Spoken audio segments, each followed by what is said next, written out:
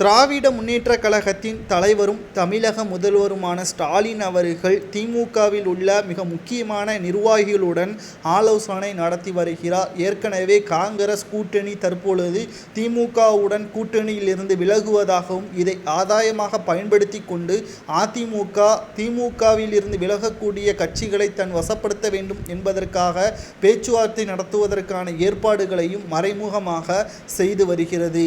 இந்த பிரச்சனைக்கு நடுவே தற்பொழுது எடப்பாடி பழனிசாமி அவர்கள் காங்கிரசுடனும் விடுதலை சிறுத்தைகள் கட்சியுடனும் மறைமுக பேச்சுவார்த்தை நடைபெற்று வருவதாக ஸ்டாலின் அவர்கள் திமுகவின் முக்கியமான நிர்வாகிகளுடன் பேசி வருகிறார். இது மட்டுமல்லாமல் நாடாளுமன்ற தேர்தலில் எப்படியாவது 40 தொகுதிகளில் 35 தொகுதிகளுக்கு மேல் வெற்றியடைந்தால் மட்டும்தான், ஏன் 30 தொகுதிகளாலும் வெற்றியடைந்தால் மட்டும்தான் சட்டமன்ற தேர்தல் 2026 ஒருமனதாக அதிமுக வீழ்த்தப்பட்டு திமுக மீண்டும் 2வது முறையாக அரியணை ஏறும் என்றும் தற்பொழுது ஸ்டாலின் அவர்கள் கூறியுள்ளார். அனைத்து பொறுப்புகளையும் அவரது மகனும் விளையாட்டுத்துறை அமைச்சராக இருக்கக்கூடிய உதயநிதி ஸ்டாலின் அவர்கள்தான் பொறுப்பேற்பார், அவர்படி கேட்க வேண்டும் என்று மற்ற நிர்வாகிகளுக்கும் அமைச்சர்களுக்கும் உதயநிதி ஸ்டாலின் அவர்கள் முன்னிலையில் உத்தரவுகளையும் பிறப்பித்திருக்கிறார்.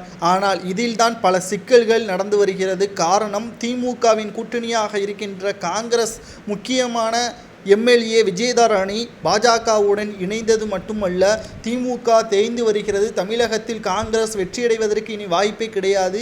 இனி இந்தியாவில் எப்பொழுதும் பாஜகவின் ஆட்சிதான் என்று எல் முருகன் தலைமையில் பாஜகவில் இணைந்தார் விஜயதரணி அவர்கள். இதுவும் திமுகவிற்கு மிகப்பெரிய மரணடியாக விழுந்திருக்கிறது. இதனை பயன்படுத்தி கொண்டு அதிமுக தனது ஆதரவாளர்களுடன் பிரச்சாரத்தில் ஈடுபட்டு வருகிறது. மேலும் திமுகவிற்கு மரணடியாக விஜயதரணி அவர்களின் கட்சி தாவுதல் மிகப்பெரிய அளவில் பேசும் பொருளாக அமைந்திருக்கக்கூடிய நிலையில் கூட்டணி இறுதி முடிவுகள் வெளியாகாத காரணத்தினால் அதிர்ச்சியிலே தான் தற்பொழுது வரை ஸ்டாலின் அவர்கள் இருக்கிறார். வெற்றியில் மட்டும்தான் முழு கவனத்தை செலுத்த வேண்டும். தோல்வி அடையக்கூடிய இடங்களில் அனைத்தும் திமுகவின் நிர்வாகிகள் மாற்றப்படுவார் என்றும் கூறியுள்ளார்.